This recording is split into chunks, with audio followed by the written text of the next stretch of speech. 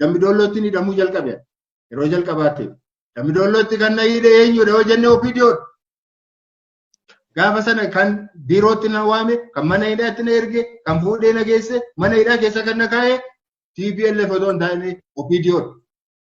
Nama sana har'as maqaa isaa dha'uun hin danda'a barbaachisaa yoo ta'etti. Achii booda amma fedhan eeganuu hidhaniin booda gannu lakkisan. Eegas immoo haroo sabuu yookaan alam tafariittis immoo yeroo lammataatiif deebi'ee ni dhabe. Gaafa sanas kan na hidhe eenyudha? OPDO ammas kan na hidhe jechuudha.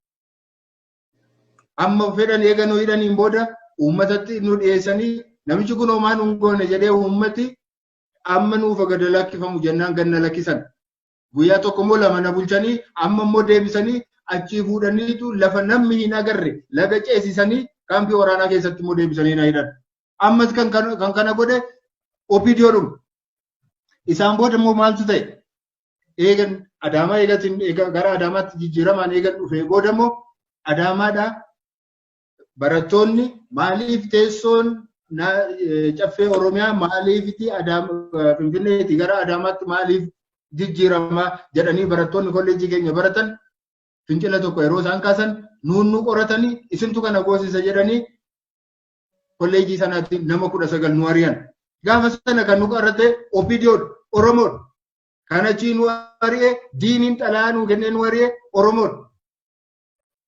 Ari'amuu qofa moo miti? Eessallee deemnee akka nuyi hojii hin arganneetiif kan xalaa barreesse Oromoodha. OPDO. Eega dhannee iddoo biraan rakkannee dandee hojii eega arganneen booda ji'a 2-3 eega hojjenneen booda mindaan keenya utuu nu kaffalamin akka hojii irraa akka isaan nu ari'an kan nu taasise OPDO. Kana tokkoon isaanii namoota lubbuudhaan jiranidha. Maqaa dha'uun hin danda'amu. Ammoonaa nama guddaa fakkaatanii kan Oromoof dubbatan fakkaatanii sabboonaa fakkaatanii nama biyyaaf dubbatu fakkaatanii aangoo qabatanii har'allee namoota aangoo irra jiranidha jechuudha. Isaan booda yeroo lammataatiif yeroo ni hidhamu, yeroo jalqabaatiif yeroo ni hidhamu, kan dhufee mana koo kan itti agarsiise, kan dhufee na fuudhe OPDOdha ammas Oromoodha jechuudha. Anaan eega na hidhaniin booda immoo ijoolleen koo akka isaan rakkataniif, akka isaan nyaatanii hin bulleef, akka isaan hiyyoomaniif jecha kan haadha manaa koo hojii irraatii kan ari'e OPDOdha. Har'as jiru lubbuudhaan jiru jarreen kun. Har'a nama fakkaatanii, dhugaa fakkaatanii, nama sabaaf haasa'u fakkaatanii yeroo isaan deebisanii nama immoo nama qulqulluu fuudhanii yeroo isaan diina gochuu yeroo isaan yaadanii baay'ee namatti dhaga'ama. Eega hidhamneen booda ishee haadha manaa kootis eega hojii irraatii ari'aniin booda deebi'ee gaafan hojiitti immoo gaafan deebi'u yeroo lammataaf ammas kan na hiisisu OPDOdha. Kun hundumtuu tokkoon kan taa'edha jechuudha. Kanaatiif jarri kun har'a homaanan goonee kan isaan ajaju dhuguma yeroo sana wayyaanee ajajamuu isaanii sirriidha jedhee yaadu. Akka har'a deebisanii Oromootti morman, Oromootti falman kan gaafa sana wayyaanee jala dhaabbachuu maaliif danda'an? Maaliif dadhaban? Har'a ofii isaanii qulqulluu godhanii gaafa sana ashkarii ta'anii jara gugguufanii saba isaanii miidhaa turanii, saba isaanii saamaa turanii, saamsisaa turanii, ajjeesaa turanii, hidhaa turanii har'a immoo deebisanii namoota hidhamaa turre, namoota kaleessa dararamaa turre, namoota sana hundumtuu nama kana hundumaa fuudhanii cubbamaa gochuu barbaada. Wanta nama gaddisiisu tokkoon isinitti himuudhaaf hamma irraatti kan namatti isinitti himuu barbaadu tokko yoo jiraate haroo sabbuu keessa gaaf tokko mana hidhaa keessa jiru. Namoota mana hidhaa sana keessa jiran hunduma isaanii hin baasanii mana hidhaa sana keessaati. Kana qofaa kun hambisan. Halkan qofaa kun hambisan. Halkan dhukaasni tokko ka'e. Gaafa dhukaasni ka'u halkan keessaati gara sa'aatii 8 ta'a. Sa'aatii 8tti dhufanii kottu naan jedhan. Kottu jedhanii jennaan an mana hidhaa gara biraatti na geessuun se'e. Jennaan waan ani irra ceessu gasaa koo fudhadhee ba'u jennaan dhiisisa maal goota naan jedhan. Na fuudhanii ba'aniitu bakka tokkotti na geessan. Ajajaa isaanii biratti na geessan.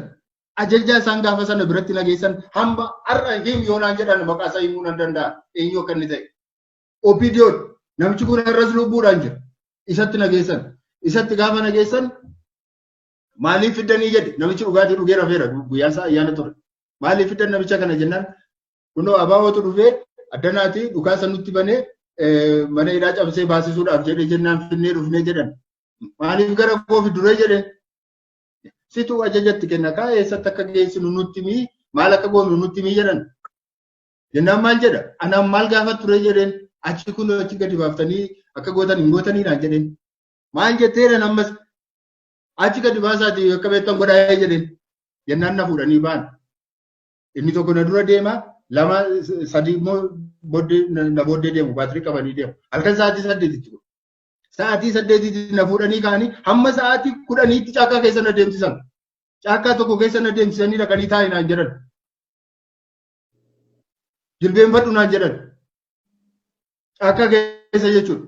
Kana waraanni inni kana godhus OPDOdha. Inni ajajeessu OPDOdha. Har'a nama lubbuudhaan jiru jechuudha.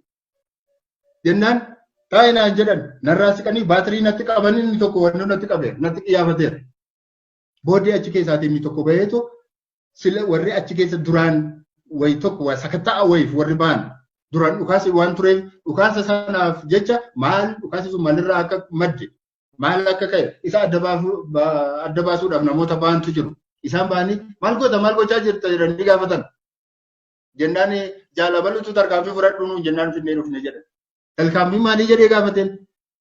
Maal hin beekan nuyi itti geessinee jennaan achitti gadi baasaatii dhimma itti godhaa nuun jedhee jedhan. Jennaan maaliif akkas gootu jennaan abaa'ootu dhufee baasuudhaaf jedhee jennaan sababii kanaaf kana goonaa jennaan. Abaa'oo maaliitu baasa? Namichi dhukaasni itti baname qotee bulaadha. Karaa mana hidhaa kana tunni darbaa jiru halkan tunni darbaa jiru dhaabbadhu jennaan dhaabbachuu dide. Dhaabbachuu dide sodaatee yeroo akkas fiiguu isatti dhukaasan achi keessaa bahee fiigeetti dhukaasan. Dhukaasni suni gaafa sana ayyaana ture taaddisoo jedhu isaanii taaddisoo isaanii irra ture hundumtuu machaa'eera hundumtuu dhukaasa gallakkise jechuudha. Sababii kanarraan kan ka'e namicha sana qotee bulaa sana qabataniiru isaan. Booddee lakkii namicha qotee bulaa sana nuti qabanneerra namicha dhukaasni irratti baname nuti qabanneerra nama nagaan ajjeesinaa jedhanii. Jennaan halkaniin na fuudhanii kaanii sa'aatii 3 eegana naannessanii booda sa'aatii 11tti fidanii deebisanii mana hidhaatti na galchan. Kana hundumaa kan gochaa ture. Nan dararre jechuun nan dawwa. OPDO'n nan dararre jechuun nan dawwa. Yookaanis wayyaaneen nan dararu jechuun nan dawwa. Sirna isaati kanan gaafadhu. Sirna kana hunduma haa ta'u enneetti dhiifne. Mana hidhaa keessatti maal akka ta'aa turre mana hidhaa keessatti mana kutaa tokko keessatti mana dukkanaa keessatti halkaniif guyyaan isaa hin beekamne keessatti sa'aatiin isaa ajaan isaa nama hin ciibsine keessatti yeroo meeqa akka hidhame natu beeku.